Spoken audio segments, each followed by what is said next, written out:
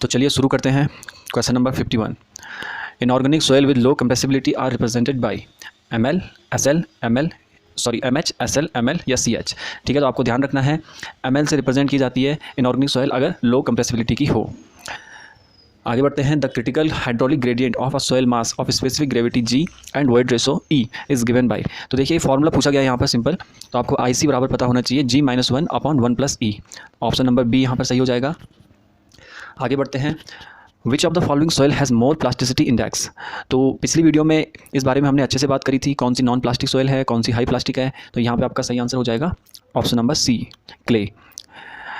Eight liquid limit all soil possess same shear strength of small magnitude, same shear strength of large magnitude, different shear strength of small magnitude और different shear strength of large magnitude. तो ध्यान रखिएगा magnitude छोटा होता है और shear strength सबकी समान होती है, सबकी सेम होती है लिक्विड लिमिट पे। तो यहाँ पे आपका ऑप्शन नंबर ए सही हो जाएगा, same shear strength of small magnitude.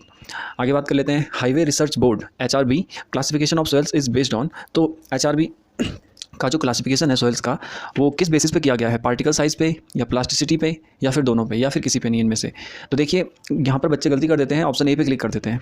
Obviously particle size पे क्लासिफाइड है लेकिन प्लास्टिसिटी पे भी क्लासिफाइड है, इसलिए आपको ध्यान रखना है ए और बी दोनों सही होंगे यहाँ पर।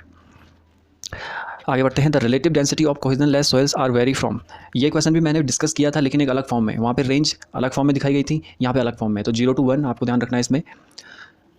आगे बात कर लेते हैं। Sand particles are made of. तो देखिए क्योलिनाइट, इलाइट और मोंट मोरिलोनाइट तो क्ले मिनरल होते हैं, तो जो सैंड पार्टिकल बनते हैं वो बनते हैं रॉक मिनरल से।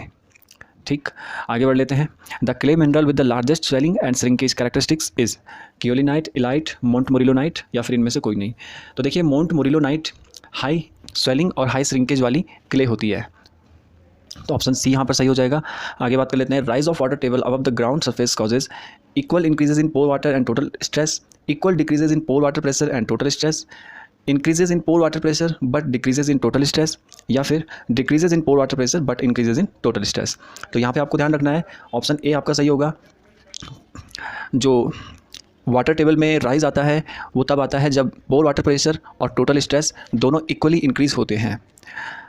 आगे बात करते हैं। इनमें से हमें करेक्ट स्टेटमेंट सेलेक्ट करना है, तो 1 by 1 पहले इन्हें पढ़ लेते हैं। The greater the viscosity the greater is permeability, the greater the unit wait the greater is permeability, the greater the unit wait the smaller is permeability and unit weight does not affect permeability. तो देखिए आपको सिर्फ इतना ध्यान रखना है, unit weight और permeability एक दूसरे के डायरेक्टली प्रोपोर्शनल होते हैं। तो यहाँ पर आप देख पाएंगे ऑप्शन नंबर बी सही हो जाएगा। यूनिट वेट और परमेबिलिटी जब एक बढ़ेगा तो दूसरा भी बढ़ेगा। ठीक है, आगे बात करते हैं। The degree of saturation for the moist soil is about. तो ये आंकड़ा लगभग में आपको ध्यान रखना होता है, मॉइस्चर से मतलब है यहाँ पे जो मॉइस्चर सॉइल होती है, तो 50 to 75% यहाँ पे माना जाता है। तो डी आपका सही आंसर हो जाएगा। नेक्स्ट बात कर लेते हैं। The approximate void ratio in Sandy soils is.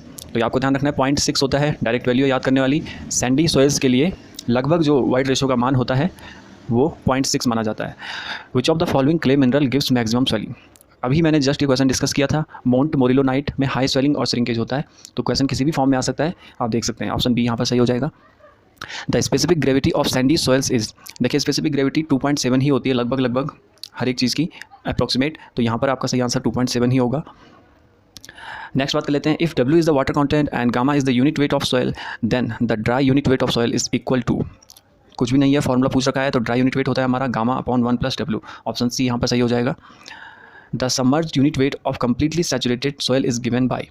देखिए ये जो ऑप्शन दिए हुए हैं ये आपको या तो डायरेक्ट याद होने चाहिए या आपको ये निकालना आना चाहिए। तो इसको कैसे निकालेंगे आप इस फोटो में देख सकते हैं। आपको पता है गामा सबमर्ज जो होता है वो होता है gamma saturated minus gamma W। ठीक है, अब हम इसमें क्या करते हैं, गामा सैचुरेटेड की वैल्यू पुट करते हैं। तो गामा सैचुरेटेड का मतलब है यहाँ पर S = 1 होगा। तो जो जनरल फार्मूला होता है वो होता है, आप देख सकते हैं यहाँ पर, इस वाले की बात कर रहा हूँ मैं। यहाँ पे जो फार्मूला होता है वो होता है G + ES/1 + E और गामा W × में। तो यहाँ पे S की वैल्यू 1 हो जाएगी। ठीक है, तो S यहाँ पे 1 हो जाएगा, इसलिए यहाँ पे S को इंक्लूड नहीं किया क्योंकि सैचुरेटेड सॉइल है। उसके बाद हम देख सकते हैं गामा W कॉमन ले लिया, फिर अंदर जिस तरह से LCM वगैरह लेके ओवरऑल जो हमारे पास बचा वो बचा G-1/E + E और इंटू में गामा W। ठीक है, तो आप देख सकते हैं सही आंसर हो जाएगा यहाँ पर ऑप्शन नंबर सी। चलिए आगे बात कर लेते हैं। Stokes law is use to determine the. अब देखिए स्टोक्स लॉ किस चीज़ के लिए यूज़ किया जाता है, स्पेसिफिक ग्रेविटी के लिए, डेंसिटी के लिए या फिर ग्रेन साइज डिस्ट्रीब्यूशन के लिए जो कि 0.75 या 75 माइक्रोन से छोटे हों, या फिर इन सभी के लिए। तो ध्यान रखिएगा ऑप्शन सी यहाँ पर सही होगा। 75 माइक्रोन से जो फाइनर पार्टिकल्स होते हैं उनके लिए स्टोक्स लॉ यूज़ होता है। क्वेश्चन दूसरे फॉर्म में भी पूछ सकता है वो, ठीक है, तो आपको ध्यान रखना है। The standard temperature at which the hydrometer is calibrated is 27 degree इसका सही आंसर होगा। और एक क्वेश्चन मैंने पिछली वीडियो में डिस्कस किया था, दैट इज़ जो हमारी स्पेसिफिक ग्रेविटी होती है उसके लिए स्टैंडर्ड टेम्परेचर क्या होता है, तो वो भी वहाँ पर 27 ही था। तो आप दोनों को याद कर सकते हैं, दोनों का मान एक जैसा ही है। The correct sequence of plasticity of clay minerals in an increasing order is. अब देखिए ये चारों की बात कर रखी है, सिलिका, क्योलिनाइट, इलाइट और मोंट मोरिलोनाइट। तो आपको पता होना चाहिए प्लास्टिसिटी किसकी ज़्यादा है किसकी कम है। तो मैं बता देता हूँ आपको, मोंट मोरिलोनाइट की सबसे ज़्यादा होती है, तो ध्यान रखिएगा वो सबसे बाद में आएगा क्योंकि यहाँ पे इंक्रीजिंग ऑर्डर देना है। और सिलिका की सबसे कम होती है, और बाकी इन तीनों में देखें तो क्योलिनाइट की सबसे कम, फिर इलाइट की और फिर मोंट मोरिलोनाइट की, ठीक है। तो सही यहाँ पर जो क्रम होगा, सही सीक्वेंस होगा, वो होगा ऑप्शन नंबर ए। सिलिका सबसे पहले आएगा, उसके बाद क्योलिनाइट, इलाइट और montmorillonite. All right, which of the following roller is used for cohesionless soils. देखिए यहाँ पर कई तरह के रोलर हैं हमारे पास सिलेबस में, तो हमें पता होना चाहिए किस तरह की सॉइल के लिए कौन सा यूज़ होता है, कोहेजनलेस के लिए कौन सा होता है, कोहेसिव के लिए कौन सा होता है, बाकी प्लास्टिक के लिए कौन सा होता है। तो यहाँ पर तो आपका सही आंसर वाइब्रेटरी रोलर होगा, ऑप्शन नंबर डी। और बाकी रोलर्स का भी देख लीजिए। सिल्टी सॉइल्स के लिए हमारे पास पिन्यूमेटिक रोलर यूज़ किया जाता है, कोहेसिव सॉइल्स के लिए स्मूथ व्हील्ड किया जाता है, और प्लास्टिक सॉइल्स यानी कि जैसे क्ले होती है तो उसके लिए यहाँ पे सीप फुट रोलर यूज़ होता है। तो ये बात आपको ध्यान रखनी है। आगे बढ़ते हैं। When the compaction is increased in a standard compaction test the optimum moisture content. क्या होता है जब हम कॉम्पैक्शन बढ़ाते हैं तो ऑप्टिमम मॉइस्चर कंटेंट घटता है, बढ़ता है, या फिर चेंज ही नहीं होता है, या फिर हम प्रिडिक्ट नहीं कर सकते। तो यहाँ पे सही आंसर होगा डिक्रीजेज। ध्यान रखिएगा इस बात का, जब भी कॉम्पैक्शन बढ़ेगा तो ऑप्टिमम मॉइस्चर कंटेंट घटेगा। आगे बात कर लेते हैं। Compaction of a soil is measured in term of. बहुत ही सिंपल क्वेश्चन है। कॉम्पैक्शन को हम ड्राई डेंसिटी के टर्म में मेजर करते हैं, तो यहाँ पे सही आंसर ड्राई डेंसिटी होगा। आगे बात करते हैं। The unit weight of soils at zero air voids depend on. अब देखिए जीरो एयर वॉइड होने से बाकी और चीज़ें तो अपनी जगह रहेंगी, इसलिए आप ए पे क्लिक ना करिए। ऑब्वियसली स्पेसिफिक ग्रेविटी पे डिपेंड करेगा, लेकिन वाटर कंटेंट पे भी करेगा और यूनिट वेट पे भी करेगा, वाटर के यूनिट वेट पे। तो इसका सही answer all of the above होगा, क्योंकि यहाँ पर यूनिट वेट जो हमें निकालना है, जो बल्क यूनिट वेट होता है, जिसको टोटल यूनिट वेट भी बोलते हैं, गामा बी या गामा टी या फिर गामा, तो वो जी डब्ल्यू गामा डब्ल्यू इन सब पे डिपेंड करेगा। ऑब्वियसली जीरो एयर वेट होने से ऐसा नहीं है कि सिर्फ एक चीज़ पे डिपेंड करेगा। तो ऑल ऑफ द अबव यहाँ पे राइट आंसर हो जाएगा। आगे बात कर लेते हैं। Clayey soils are best compacted by. अभी मैंने बताया था आपको कि प्लास्टिक सॉइल्स के लिए हम सीप फूड रोलर यूज़ करते हैं, और क्ले हमारा प्लास्टिक में आता है, ठीक है। और ये भी पिछली वीडियो में सब डिस्कस हो गया था कि नॉन प्लास्टिक में कौन से आते हैं, हाई प्लास्टिक में कौन से आते हैं। Clay is a high plastic soil, ठीक है। तो यहाँ पे आपका सीप फूड रोलर यूज़ होगा, सही आंसर हो जाएगा। वाई सीप food roller is more effective in compaction. तो देखिए एक क्वेश्चन तो आपका पहले यही बन गया क्वेश्चन से ही कि कौन सा इनमें से रोलर है जो मोर इफेक्टिव है, और बाकी रोलर पूछ लेगा आपसे, तो यहाँ पे आपका सीप फूड रोलर आंसर हो जाएगा। अब बात करें इस क्वेश्चन की, तो यहाँ पे आपको पूछा है कि यही क्यों होता है ज़्यादा इफेक्टिव, तो इसलिए होता है क्योंकि इसका कॉन्टैक्ट प्रेशर ज़्यादा होता है। तो यहाँ पे आपका सही आंसर होगा कॉन्टैक्ट प्रेशर इज़ हाई। आगे बात कर लेते हैं। ये एक न्यूमेरिकल है। The ratio of the permeabilities of two clean soils having D10 is equal to 0.6 mm and दूसरे के लिए D10 दे रखा है 0.3 mm, ठीक है। तो देखिए न्यूमेरिकल है, इसलिए मैं एक फ़ोटो लाया हूँ आपके लिए। परमेबिलिटी का यहाँ पर जो फॉर्मूला होता है स्मॉल के बराबर होता है C इंटू D10 का स्क्वायर, ठीक है। क्योंकि यहाँ पर दो सॉइल्स की बात कर रखी है, इसलिए हम दो फॉर्मूले लिख देते हैं। यहाँ पे हमने लिख दिया एक K1 और एक यहाँ पे K2 लिख दिया, ठीक है। अब देखिए हमें इनका रेशियो पूछा हुआ है, तो हम C हमें नहीं दे रखा है, हमें D1 और D2 की वैल्यू दे रखी है, D10 की दे रखी है एक्चुअली, लेकिन दोनों के लिए, 1 के लिए भी और 2 के लिए भी। तो आप देख सकते हैं K1 अपॉन K2 किया यहाँ पर, और इक्वल जब इनको रखा तो C यहाँ पे कट जाएगा आपका, ठीक है। C आपका कट जाएगा, उसके बाद ये बचेगा, और D10 जो पहला वाला था उसकी वैल्यू है 0.6, उसका स्क्वायर कर देंगे, और D10 जो दूसरा वाला था उसकी वैल्यू थी 0.3। तो आप देखेंगे 0.36 अपॉन 0.09 आएगा, तो उसको आप 36/9 कर सकते हैं, 36/9, वहाँ से आपको आंसर मिल जाएगा 4। तो यहाँ पे आपका करेक्ट आंसर हो जाएगा ऑप्शन नंबर ए। चलिए जी आगे बढ़ते हैं। The permeability of a soil sample is indirect. देखिए यहाँ पे कंफ्यूज हो जाता है बच्चा, जब हम नोट्स बनाते हैं तो हमें याद रहता है, पता रहता है, लेकिन इस तरह से जब आता है तो गलतियाँ हो जाती हैं। तो आपको ध्यान रखना है परमेबिलिटी D स्क्वायर के डायरेक्टली प्रोपोर्शनल होती है, K directly proportional to D square, ठीक है। तो ऑप्शन डी यहाँ पर सही होगा। आगे बात कर लेते हैं। Effective stress in a soil is the stress carried by. तो जो इफेक्टिव स्ट्रेस सॉइल में आती है वो किस वजह से आती है, तो आधे बच्चे ऑप्शन ए पे क्लिक कर देते हैं। बिल्कुल सॉइल की वजह से आती है, लेकिन सॉइल में भी सॉलिड की वजह से आती है। वॉइड्स का कोई रोल नहीं होता है, मैंने आपको बताया था सॉइल में एयर वाइड्स का अलग रोल होता है, सॉलिड का अलग होता है। तो यहाँ पे आपका सही आंसर सॉलिड होगा, पूरा का पूरा सॉइल मास नहीं होगा, ठीक है। हाँ अगर सॉलिड नहीं दे रखें तो आपका सॉइल मास सही आंसर हो जाएगा। तो यहाँ पे आपको सॉलिड सही आंसर क्लिक करना है। आगे बात कर लेते हैं the coefficient of permeability increases when, तो विस्कोसिटी और इसके बीच रिलेशन है ये बेसिकली। तो कोफिशिएंट ऑफ परमेबिलिटी विस्कोसिटी के डिक्रीज होने से बढ़ता है, यानी एक बढ़ेगा तो दूसरा घटेगा। ऑब्वियसली बात है, आप प्रैक्टिकली सोच भी सकते हैं इसको, जितना ज़्यादा विस्कस होगा उतनी कम परमेबिलिटी होती है इसमें, ठीक है। आगे बात करते हैं विच of the following method is best for coarse grain soil. देखिए दो मेथड है आपके पास, कांस्टेंट हेड और फॉलिंग हेड। तो कोर्स ग्रेन के लिए ध्यान रखिएगा कांस्टेंट हेड यूज़ होता है और फाइन ग्रेन के लिए फॉलिंग हेड मेथड यूज़ होता है। आगे बात करते हैं इफेक्टिव स्ट्रेस ऑन सॉइल।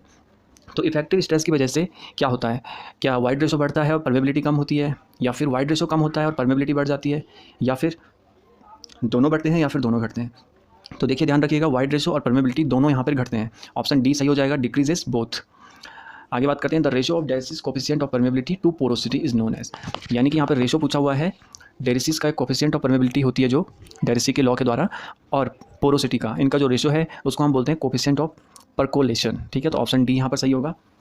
ध्यान रखिएगा कोफिशिएंट ऑफ परकोलेशन होता है coefficient of permeability divided by porosity, उनका रेशो होता है। आगे बात करते हैं the effective size of a soil is, ये बहुत ही आसान क्वेश्चन है, D10 इसका सही आंसर हो जाएगा।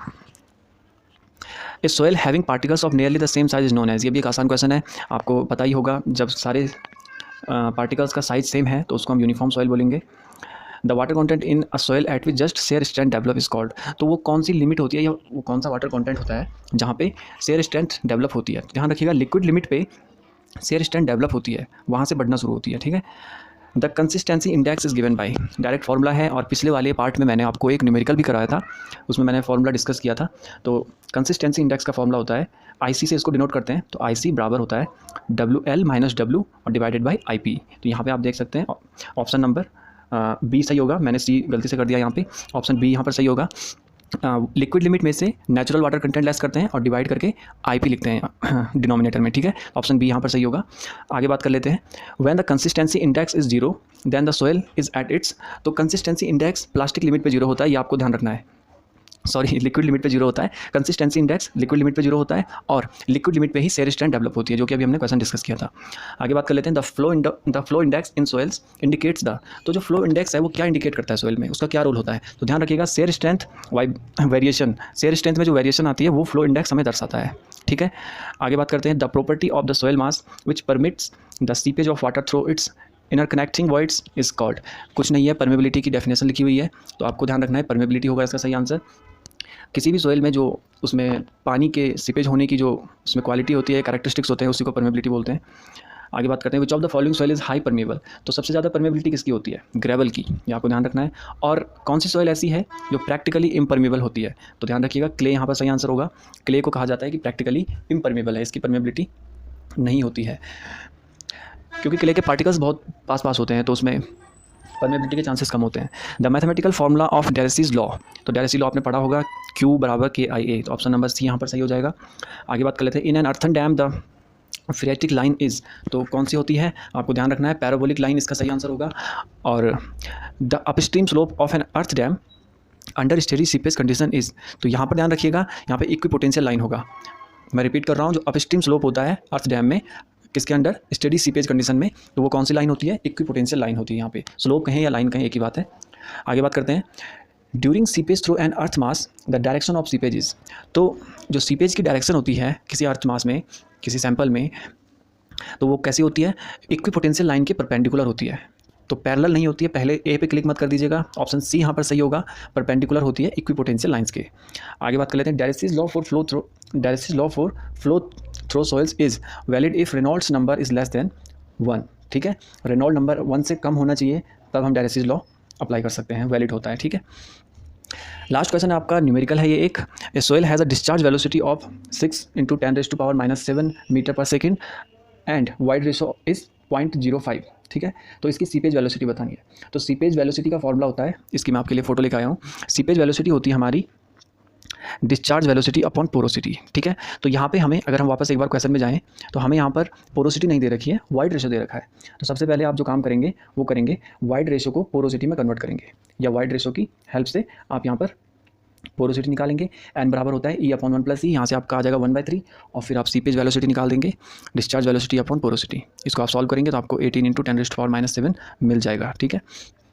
चलिए, तो इसका सही आंसर आपका हो जाएगा ऑप्शन नंबर ए, ठीक है। तो ये तो आपके हो गए 100 क्वेश्चन पूरे।